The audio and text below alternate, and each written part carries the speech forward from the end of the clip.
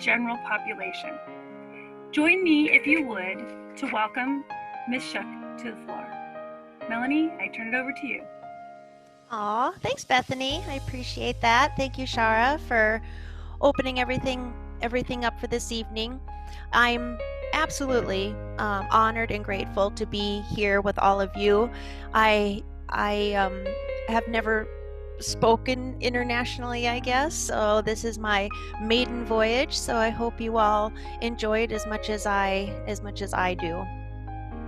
I'm going to progress through my PowerPoint here, and I want to just give you a little bit of a perspective on where we are in relation to one another, and really how fascinating it is that I'm sitting here in Bismarck, North Dakota. So you can see the little star over here in the States. For those of you that don't know where North Dakota is, it lines up or is right up against the Canadian border, which is where Shara lives.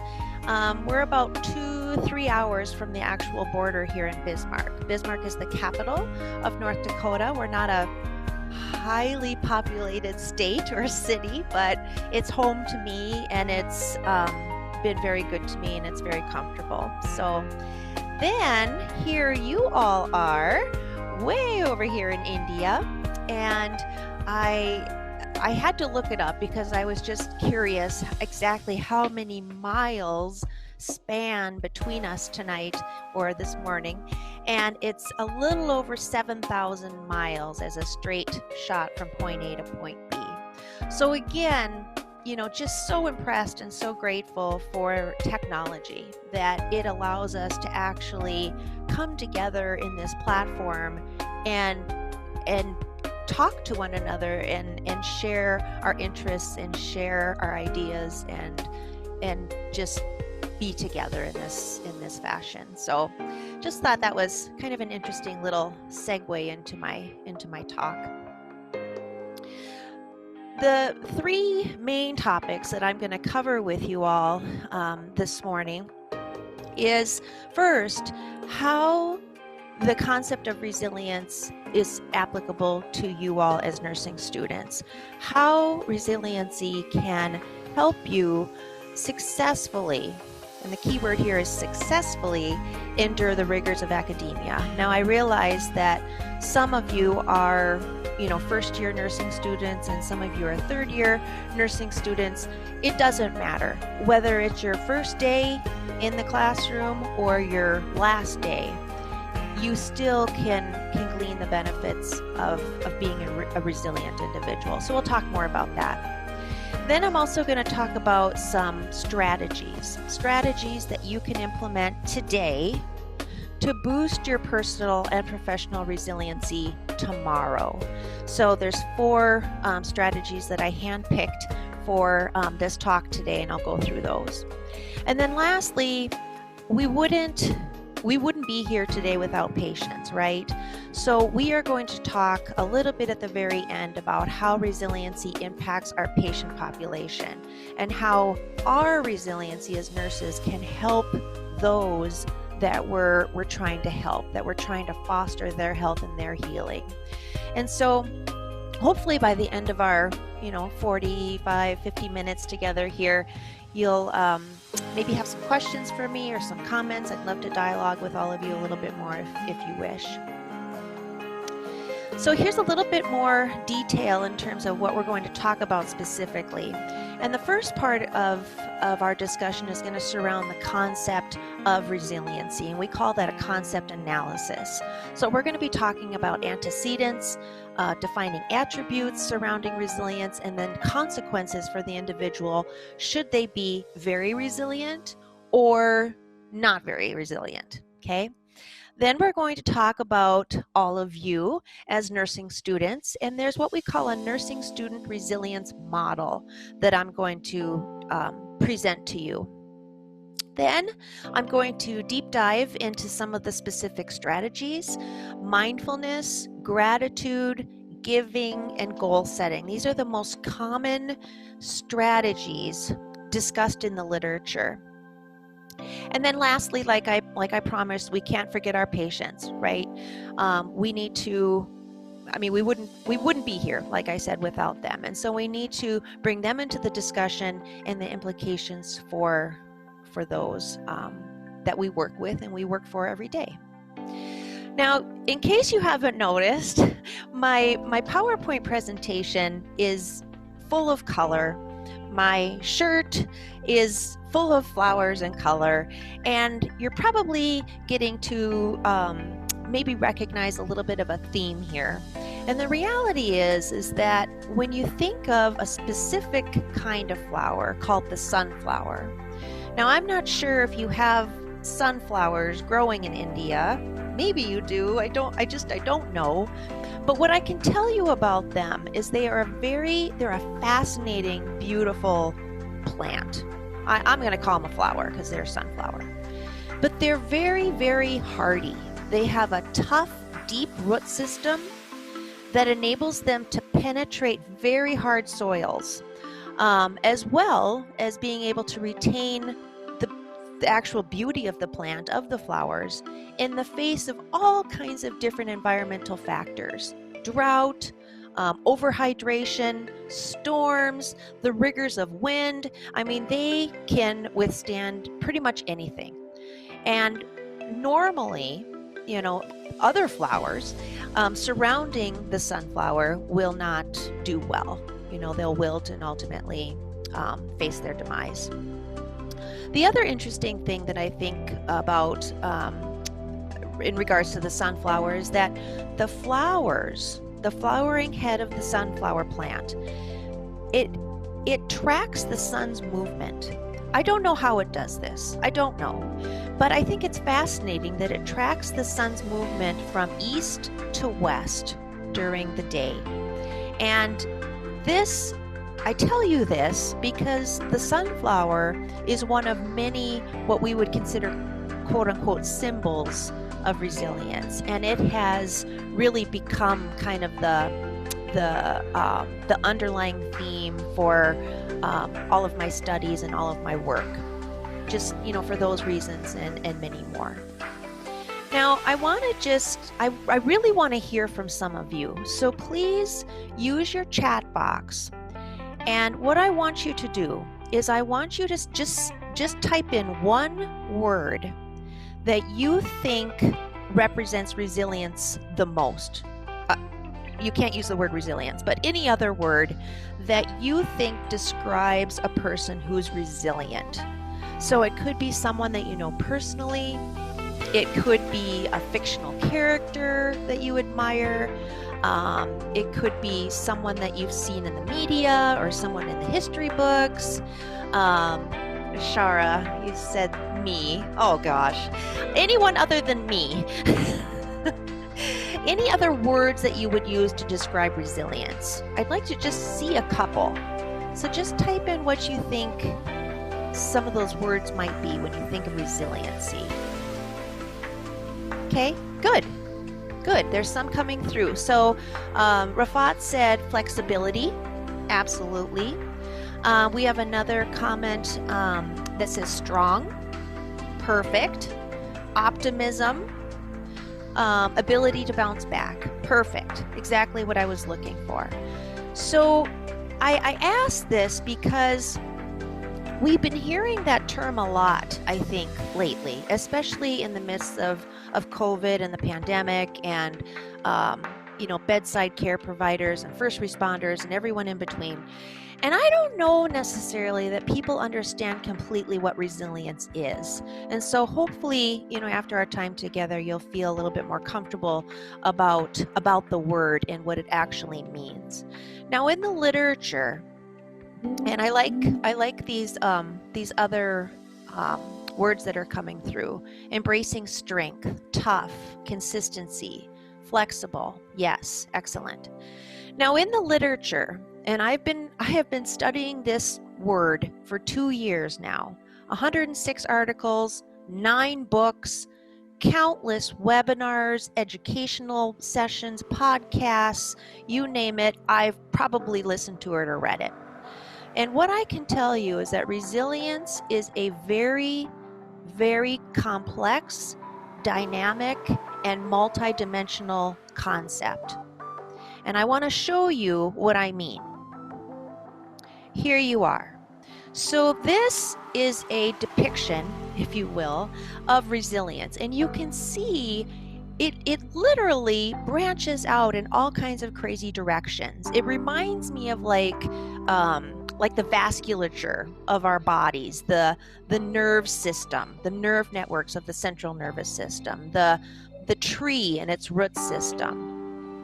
It's absolutely just very, very complex. And so I share this with you not to overwhelm you or frighten you in any way. I just tell you this because the reality is that resilience is going to look and feel different for every single person.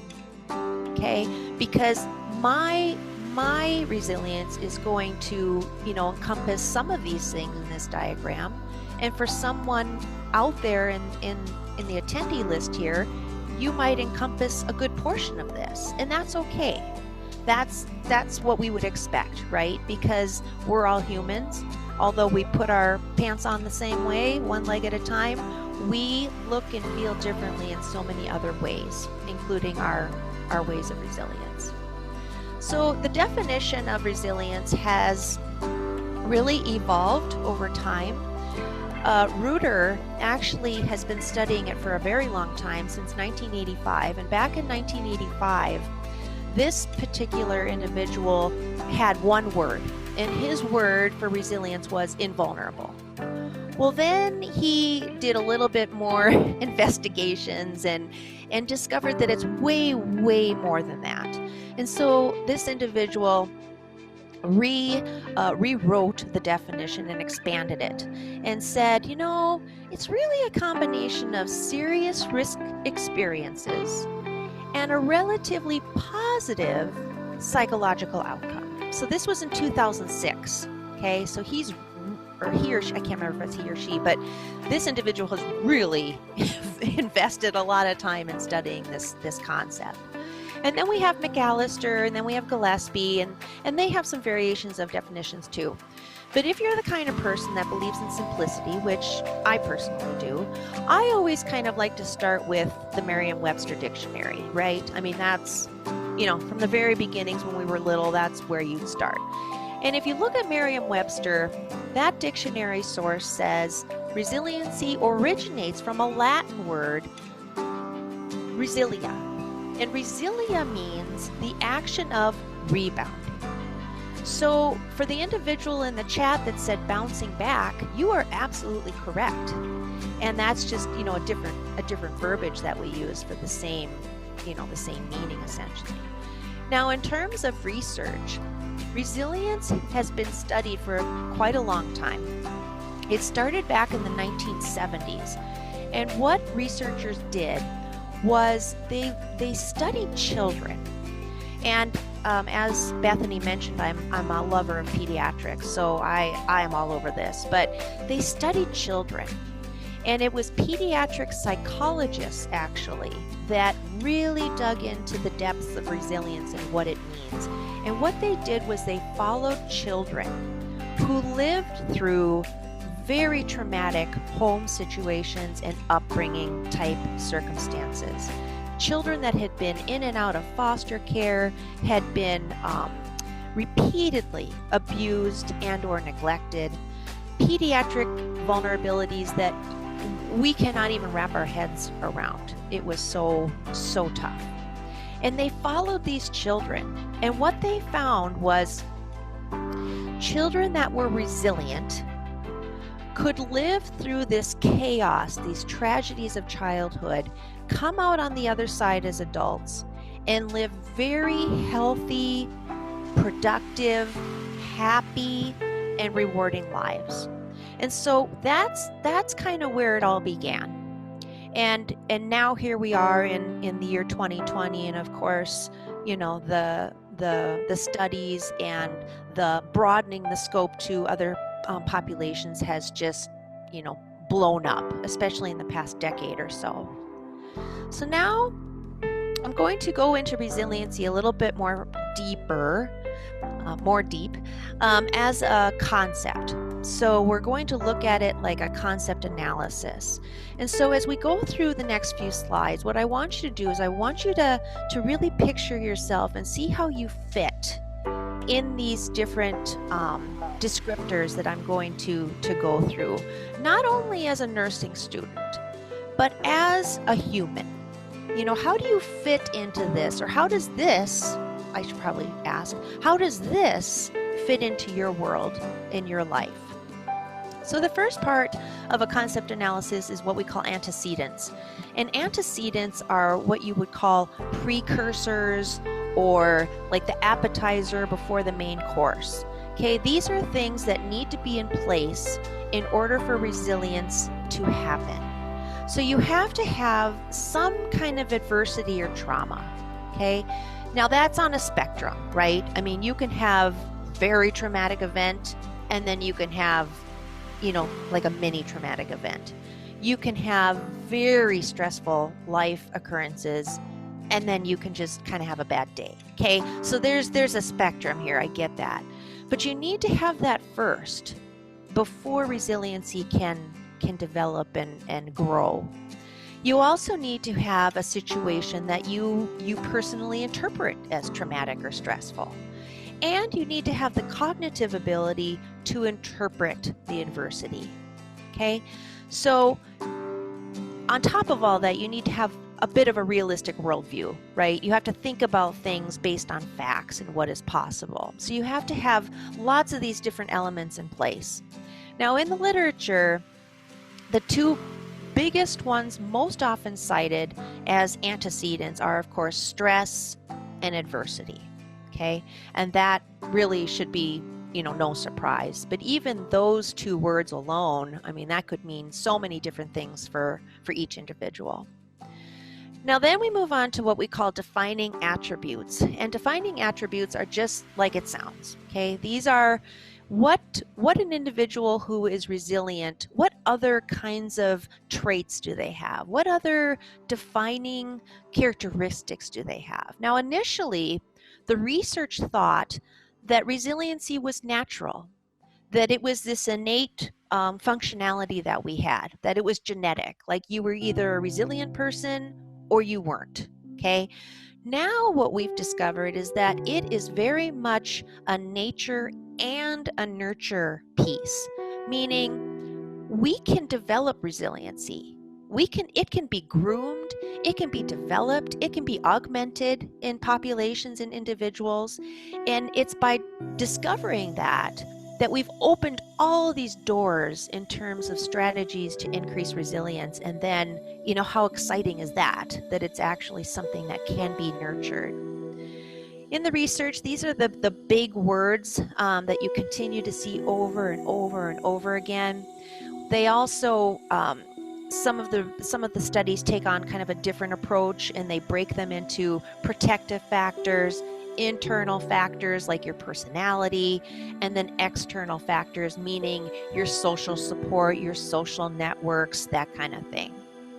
Now, if you think about it, and for the nursing students out there, I want you to look at these words and how many of these words do we use in our day-to-day documentation, analysis, interventions, care plans for patients. You know, we talk about patients being, that they have the ability to laugh at themselves, that they can smile. We talk about patients that have hope. We talk about patients that are coping well or not coping well. We talk about patients and their support system, you know, and how they feel about themselves. So these are words that you're already using. This is nothing new here. And we're just using them in a different way. And then lastly, the last part of this concept analysis with resilience is the consequences. The consequences for an individual who is resilient, and they are many. And if you don't believe me, just go out and look at a little piece of the literature out there to sway you. There's physical, psychological, all kinds of of changes that can happen to an individual when they are resilient. And these are just, like I mentioned, just a few of the more prominent ones that you'll see out there. And again, whoever said bouncing back in the chat, you were right on. Okay, so let's talk about you all, okay, meaning the nursing students that are here this morning. We'll say this morning. Okay, nursing students, we have done a lot of studying of nursing students with regard to resiliency. And the reason we've done that is because we know that the nursing profession is one of the most difficult professions to get into. You need to be a really tough individual to, first of all, get into nursing school, especially programs that are very competitive. Yep. But then you need to get through nursing school. And so that alone, the rigors of nursing programs these days are, you know, they blow people's minds, you know, that aren't in healthcare. And then on top of all that, you have to go out into the profession as a professional nurse, and you have to take care of individuals, and you literally have their lives in your hands. And what a gift and what an honor and what a blessing that is. And so just by the nature of being a nursing student, we want to study you. We want to figure out like what makes a nursing student successful and what can help them. And resilience is one of those things. So this is the nursing student resilience model. It was developed by Lackey. And it starts with the actual program and the education and the interventions that your faculty provide to you to help enhance and increase your protective factors. So your faculty are there to help you. They are there for you on this journey. And so they play a big part in all of this. Then you kind of find yourself falling into this cyclone, this tornado, this funnel, if you will. And you have these innate protective factors over here. You have your different adversities that you face throughout the program. You have these little successes, these big successes that you encounter. And then all of those things mash together and spin together. And then you end up falling out at the bottom here. And you have this ability to cope and adapt and be a very strong and competent professional nurse. And that is what's going to carry you into professional practice. Now, I can assure you that as a nurse educator, and I'm sure that your instructors, your faculty that are on this Zoom call can agree. This is what makes our job so rewarding, is to watch students start up here in this cyclone, spinning around, and have them come down to the bottom, this completely different, transformed individual. We are privileged because we get to watch that journey. And I want to tell you a little story here. In my nursing program that I teach for, we graduate about 40 students per class.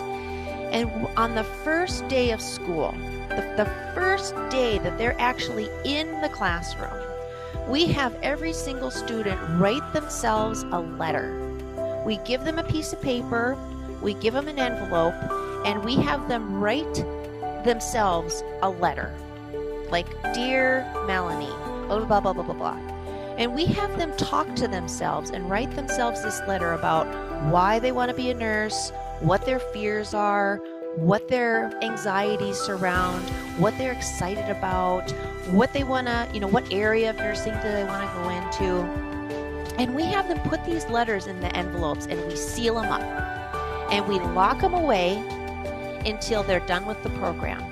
So our program is a 2-year program. Yours would, probably be a 4-year program. So 2 years, 4 years later, the day of graduation, meaning like literally the students are in their regalia, they have their gowns on, they're getting lined up to go out into the commencement ceremonies, we give them back their letters. Now some of them open them, right away. Some of them, don't want to do it right then. They take them home and open them. But I'm telling you that these students that open up these letters 2 years later, they literally they can't even really wrap their head around some of the things they said 2 years prior, because they're such a different person at that point. They've completely morphed into this new human being.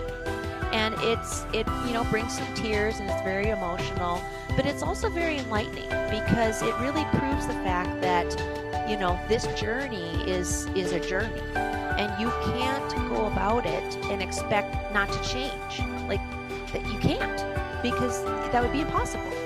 And so I share that with you. It's really a really neat experience.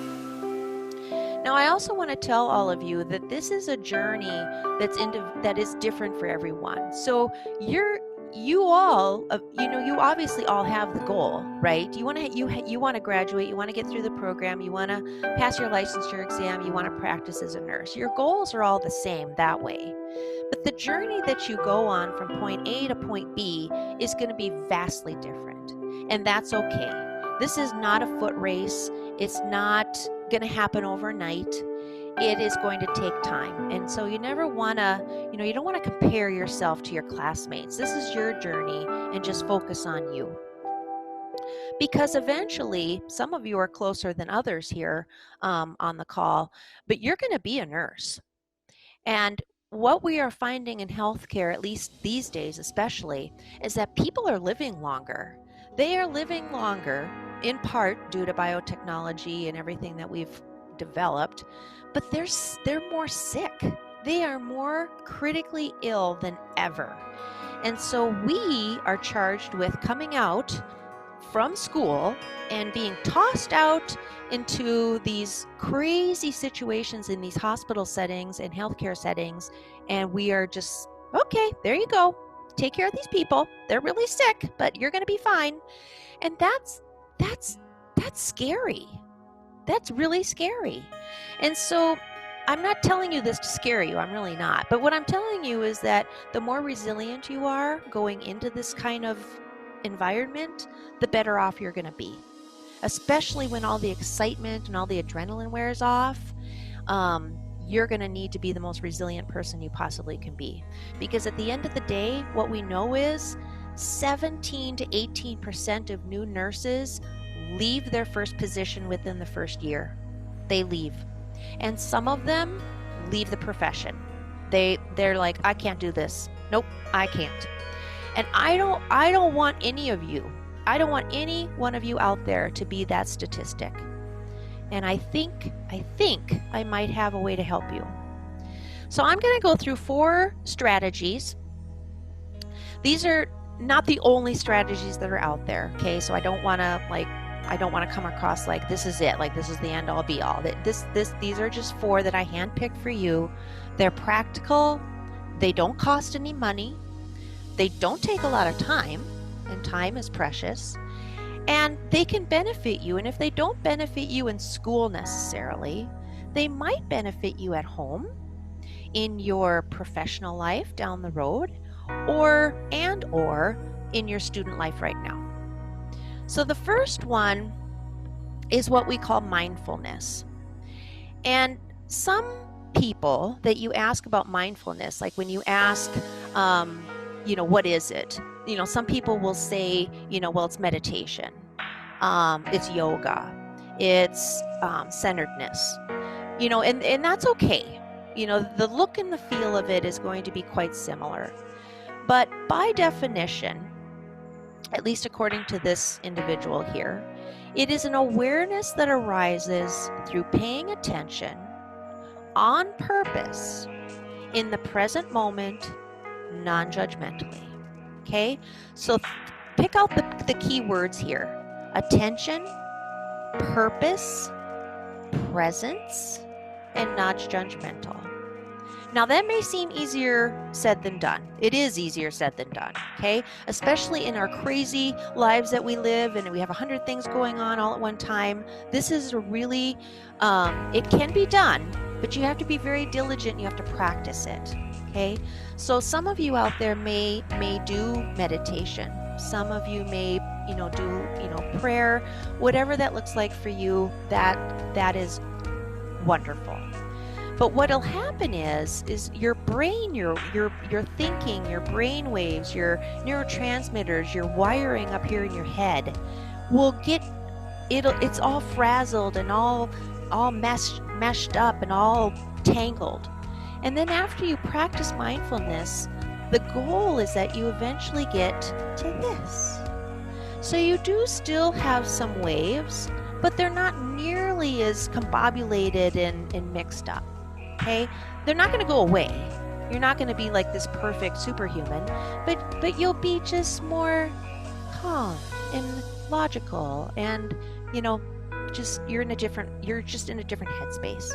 And Shara, if you'll remember to last night's talk, Shara had mindfulness as a part of her DBT principles. So there's a lot of different, ways that you'll see this being used because it works. Now here's just one technique that I want to share with you. It's just a suggestion. It's a very subtle technique, so no one has to even know you're doing it. You can just be sitting somewhere or waiting for a cab, or waiting for your lunch, or whatever, going to bed, waking up, whatever. And it's the 5, 4, 3, 2, 1 technique. And what you do is you just take a moment or take a few moments and you think about 5 things that you can see at that moment. Just 5 things. And just, think about them in your mind. You don't say them out loud. I mean, you could, but just keep it to yourself. Then you think about 4 things that you can feel against your skin. Okay?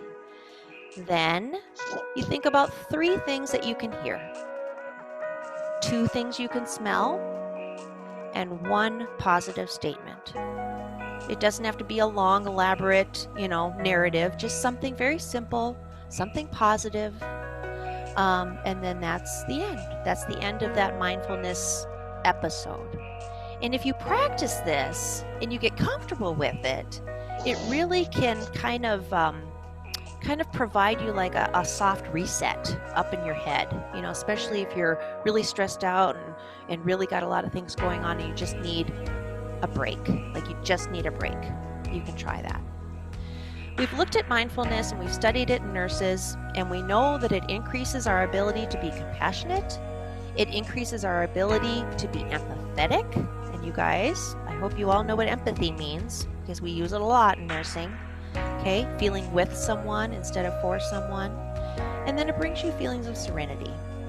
And on the other side of things is it helps decrease burnout. It helps decrease, at least self-reported, feelings of distress. Okay?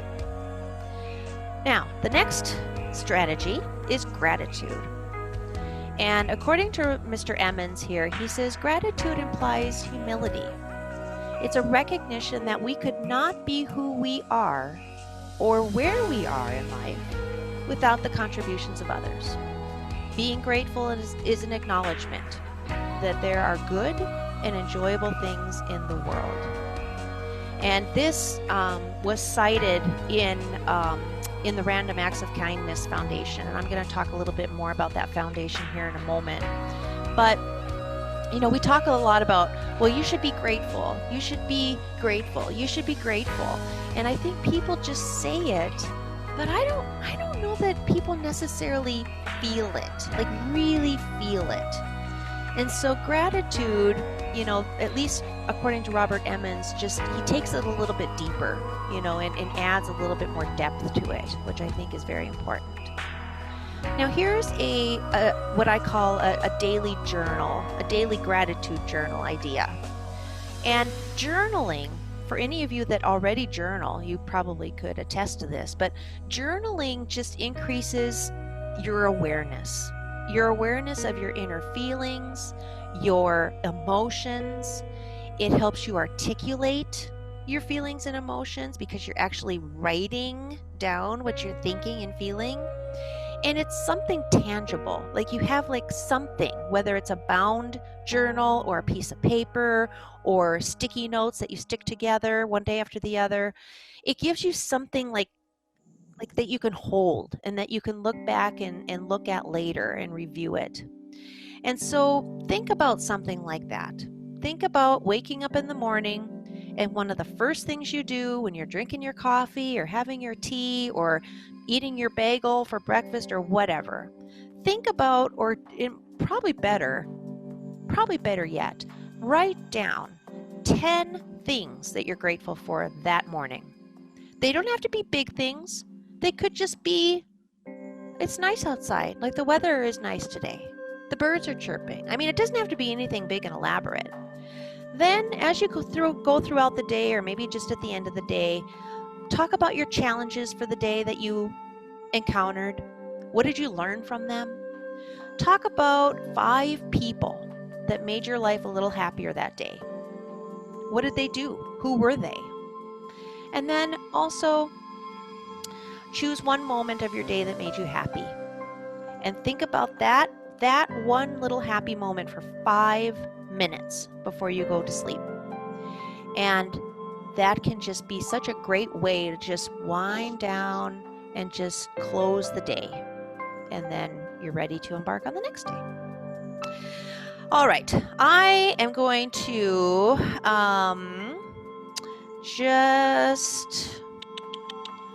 let's hear from all of you. What I want to hear is, and maybe for this we'll just think. Okay, let's just think to ourselves. That'd probably be easier. Think about a memorable act of kindness that you experienced recently. Okay, this is our third strategy. Okay, and it's giving. So think about a memorable act of kindness where you were the giver of kindness, the receiver of kindness, or a witness to some acts of kindness on the part of others.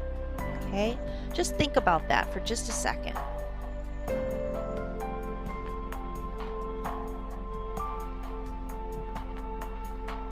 I'll tell you about mine, and it happened 3 years ago, so I can tell you this is very memorable. 3 years ago, because I really don't have a very good memory, but I remember this day, and I remember I was in the Starbucks coffee drive-thru. Now, I don't go to Starbucks every day. Like, I can't afford to pay that much money for a coffee. But on this particular day, I went to Starbucks to treat myself. So I'm in the Starbucks drive-thru, and I get my coffee, nothing elaborate, just a sugar-free latte, whatever. I get up to the window, and the gentleman says, well, you're good. You can go. The car in front of you paid for your coffee. I'm like, what? He's like, yeah. She just said, I want to pay for the lady 2 cars behind me. Whatever she's got, I want to pay it. And I'm like, what? And this was kind of right when Pay It Forward started getting kind of popular. So back then, I didn't even know that this was even a possibility. I was so happy that day, and I'm literally like happy just thinking about that day. I was so surprised that someone would actually intentionally do something like that just because, not even knowing who I was.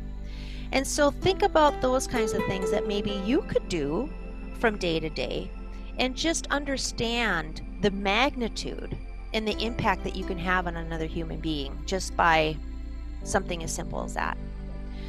Now, I promised you that I would talk a little bit more about the Random Acts of Kindness Foundation, and this is an educational platform that's used in classrooms for school-age children, grade school children, and it's called Kindness in the Classroom. But you can use their same kinds of techniques in the workplace or in school. And they have this framework that I put here for you to review. And it's kind of a cyclic, process of sharing, inspiring, empowerment, acting on kindness, and then reflecting on it. And it really has done so much for our children that are in school and very impressionable, if you want to call them, which children are.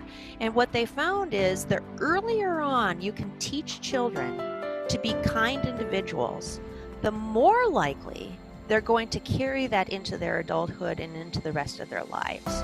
And so the thought is, like the thought is with schooling just in general, right, is that we teach them these fundamentals, these foundations of being a good person. And the hope is that they go on and they carry on with that, obviously. So here's just one of their one-page posters that talks about 50 ways to be kind. And they're just different ideas that you can consider. It doesn't have to include money. It doesn't have to be a monetary kindness. It doesn't have to be a lot of time. It can just be something very simple. So think about those things. I was going to show a YouTube video here. It's like 1 minute and 15 seconds. So I might come back to it at the end here if I have time. It's very good, and it just explains their mantra, which is make kindness the norm. And if you're ever having a bad day, or if you're ever just feeling just fed up with the world and all the negativity that's all over the place, just go to their website, and I guarantee within 30 seconds you're going to be happier than when you started. I mean, it's contagious, I'm telling you. Okay, so the last strategy here is goal setting. And there's a couple tactics here I want to show you. The first is SMART goals. And goal setting helps us focus our attention. It helps us persist through challenges. And goals are important drivers of our behavior. And I think that goals are really misunderstood and underutilized. Because if you give yourself a goal and you make it a good one, and you give yourself a deadline and make it a good one, then the chances of you actually meeting that goal and getting to that endpoint are so much greater than if you just arbitrarily just say, oh yeah, I want to do this someday, okay, yeah. So think about that. Now, I'm not sure if you've learned this in your program in nursing, but we talk about SMART goals for our patients. So when we're doing their care planning or their concept mapping for their process or their disease that they're going through, we come up with these SMART goals for them. And so SMART goals are really just like it's delineated here. You start very specific, and you start it with like an action verb. Okay, so for example, you all as nursing students, maybe your goal is just, I want to do better on my exams. Okay, that's a good start, but it's not nearly as specific as it needs to be. So instead of keeping it very broad like that, change it to something like, I will get a B on next week's exam. Just be very succinct and very specific. That's your outcome goal. Then you kind of move up the chain here and you make it measurable. Okay, so the next step here is to come up with what we call process goals. How are you going to get a B on next week's exam? Well, you're going to study for 1 hour every day for 7 days uninterrupted. Then you have to make sure that it's attainable. Okay, you have to it has to be realistic. Okay, so if your exams that you've been taking, you've been getting F's on them or D's, it's not really realistic that you would get 100% on this one. You know what I mean? So you got to make it reasonable. Otherwise you're just going to let yourself down, and it's going to be out of reach. But then you want to make it relevant. You want to make it align with your personal values. So I want to get through this nursing program. I want to do well in this exam. This is important to me. This is going to help me be a good nurse. I need to do this. And then you need to make it time bound, okay? And make it reasonable, because if you push it too far out, if you were to say, I want to get a B on the final exam, well, that could be like months away. And there's a much greater tendency to procrastinate when you give yourself too much time. So think about those kinds of things when you're creating your goals, whatever they might be. Here's another kind of a take on it, and it's called the growth model. And it's an acronym. So the first part is goal. So making it a SMART goal, making it help you reach your objectives, okay? To pass the class, complete the program, be a good nurse, make sure that it coincides with what you believe and what you want? And is it your current reality? Like, are you on your way to this goal? Or are you starting from scratch? So you need to really put it in perspective too. And then you need to be upfront with yourself and think about some of the obstacles that you're going to face and what those options might be to achieve that goal. So if you have a job or you have a family and you don't have time to study for an hour every day uninterrupted, that's going to be an obstacle. And so you got to think about what you're going to do to remedy that. And then the last part is, what is your way forward? Short-term goals. Okay, I'm going to go get some note cards. I'm going to go get some highlighters. I'm going to get the exam blueprint. I'm going to, get my supplies that I need. And then your long-term goals could be, I know I work, I'm going to get this shift covered. I'm going to have someone watch the kids. I'm going to, have someone, come into the home and take care of things while I step out and study. And so just planning ahead and not setting yourself up for a catastrophe, because every time that happens, you just get deeper and deeper and deeper into this, goal setting hole. All right. So we've gone through the strategies. Now I want to talk just a little bit about how resilience can impact your patients. And I want to talk about how your resilience as a nurse impacts your patients. So it's an indirect impact, but still an impact. And we've studied this. This particular study by Stacy and other authors was done actually in England at the University of Nottingham. And it wasn't a big study. I mean, it wasn't thousands of nursing students. It was a fairly small cohort population. But what they did was what they call resilience-based clinical supervision. And during these clinical episodes with their nursing students, they would do mindfulness. Oh, no surprise, we've heard of that. Positive reframing. And they would have the nursing students do role play, where they would enact an ideal outcome that they were anticipating. So they would have them go to clinicals and do their clinical activity, but then their post-clinical activities would be this resiliency-based supervision. And what they found in these nursing students, and I'm sure this won't be any surprise, but they found that these nursing students took better care of themselves. They had a greater tendency to find value in self-care. They didn't criticize themselves nearly as much as they used to.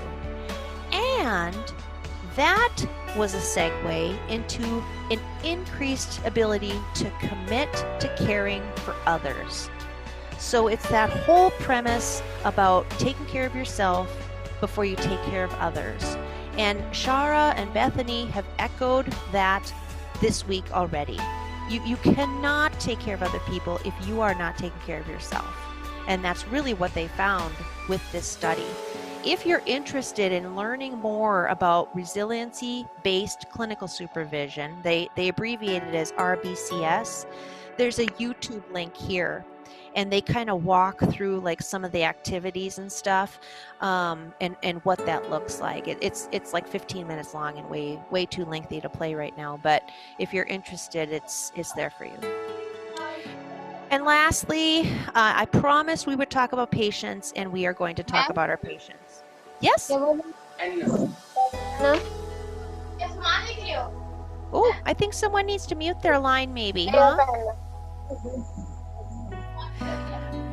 Okay, we're almost done.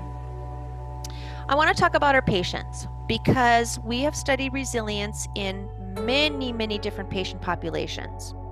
We have studied it extensively in mental health.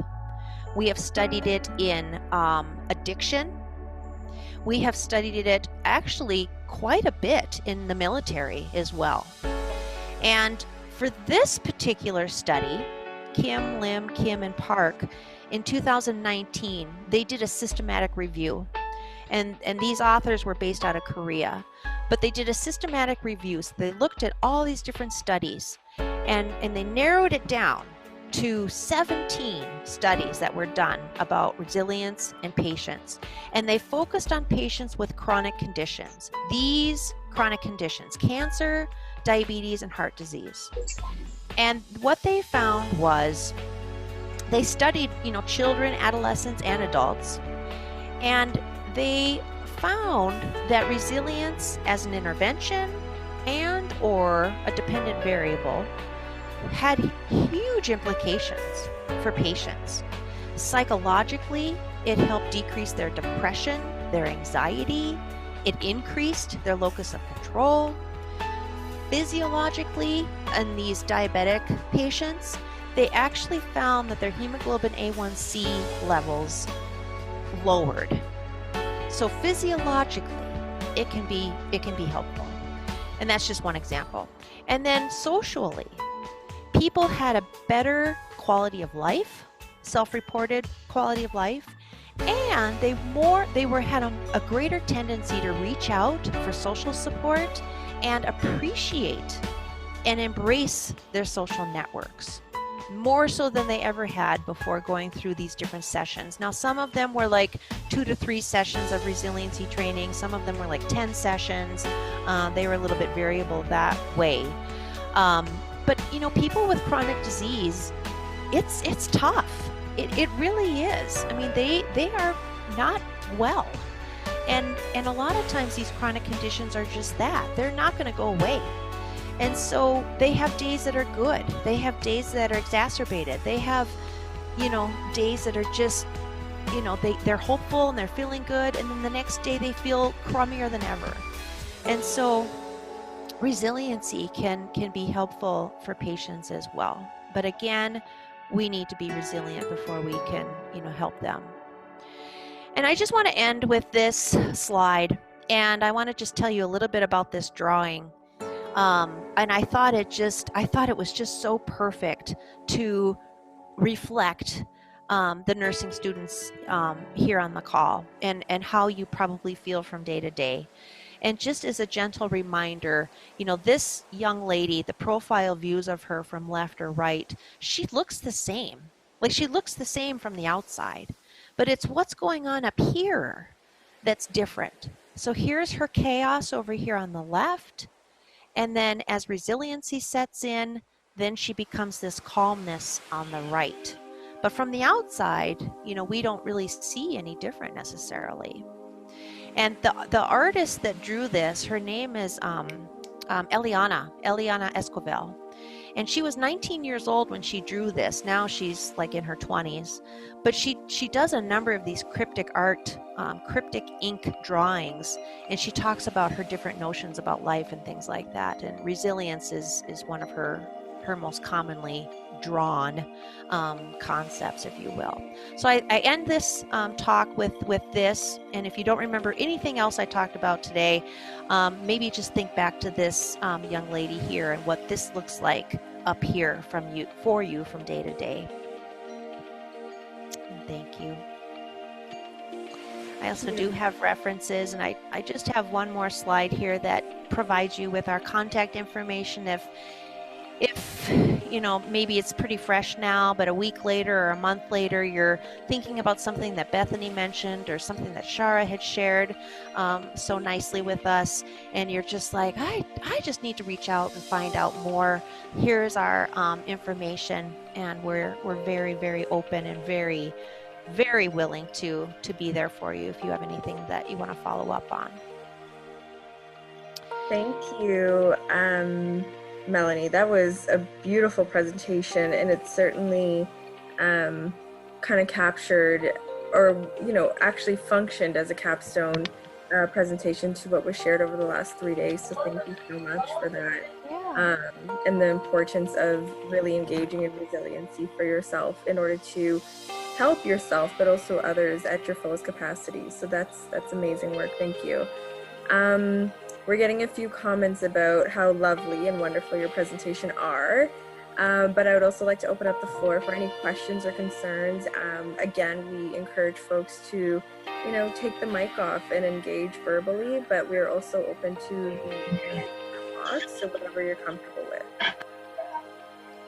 I do see that Simran asked a question: how do we cope or control our anxiety during our clinicals or when we are about to do our practicals? And I am so glad you asked that question, because I think that this going into clinicals and doing skill checkoffs is probably one of the most terrifying events for a nursing student. I mean, it's way up there with like public speaking. But what I can tell you is, and I didn't go through this strategy with you, but there's a strategy that is called as if. It's called as if. And so when you go into different situations, okay, where you might be nervous or maybe self-doubting yourself a little bit, or you need to get it done, but you just can't get out of your own headspace of doubt. It's this strategy called as if, where you come into the situation as if you've got this in the bag. Like you have got this, you are sure of yourself, you are going to do the best skill redemonstration ever, you are going to go in and do the best cardiovascular assessment on the planet, and you keep your head up, you keep your chest out, you put on this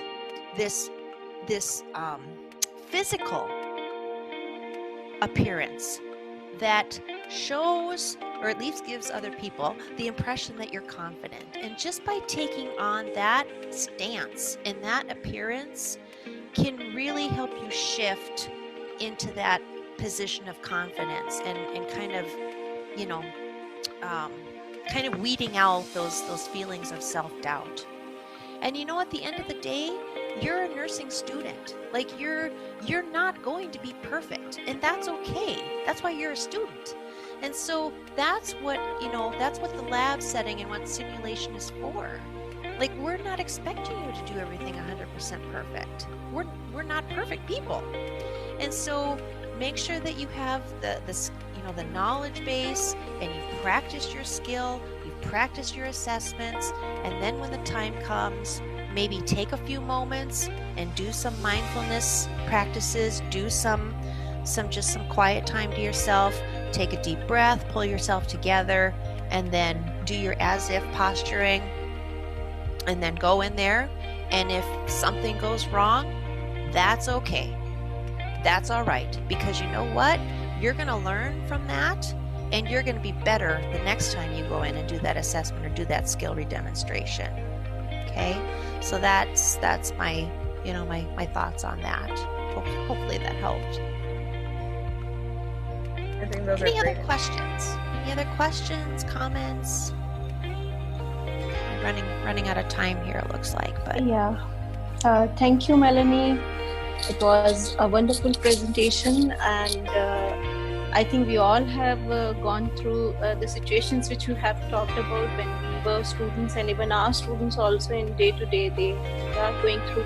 And the way you have explained that how they can go through this, and they can go through it boldly, so that is really useful for our students. And I'm hopeful that they'll be learning a lot from today's session, that how they can be more resilient and how they can cope up with the situations. Because mostly in first, here in India, the clinical experience starts from first year onwards only. So we start sending them to clinicals, and the majority of students are really, they find it difficult to cope up, because once they go there, sometimes the way patients behave, sometimes how the healthcare team members behave, so sometimes they are really stressful. And such talks are really needed for them, so that they can understand it, how can they cope up and how they can come up strong after these experiences. So thank you so much, Melanie. It was a wonderful talk. yeah, you're welcome. It was absolutely my pleasure.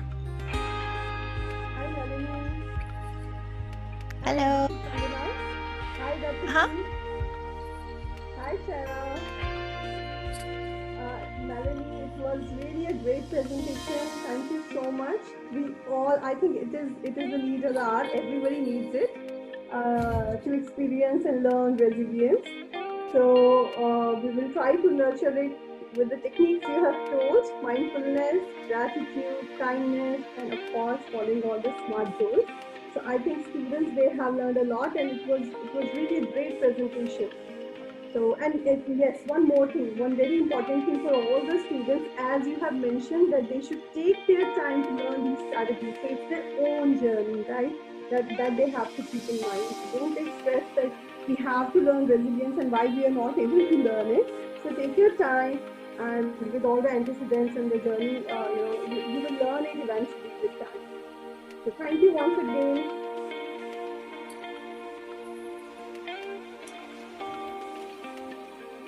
Thank you so much for your kind words.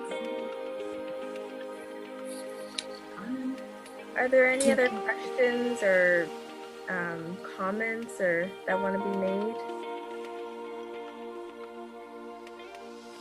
Dina just brought forward an interesting comment here, that the topic is not just for student, but it is for everyone. And I also think that's probably a theme that threaded throughout the 3 presentations over the last 3 days, that although applicable to nursing and nursing students, it's applicable to all of us in so many different ways in different areas of our lives. Absolutely.